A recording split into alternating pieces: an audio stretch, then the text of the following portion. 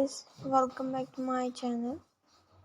A flower coaster is a small, often decorative tray or mat placed under a flower pot for perfect surfing and from water and solid lattice ideas crochet pattern.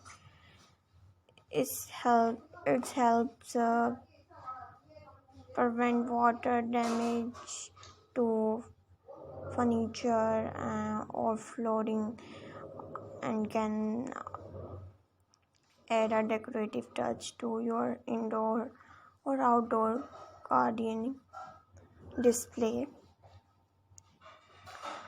Flower pot coaster come in a variety of design to match different beautiful ideas and styling. So I hope you like it.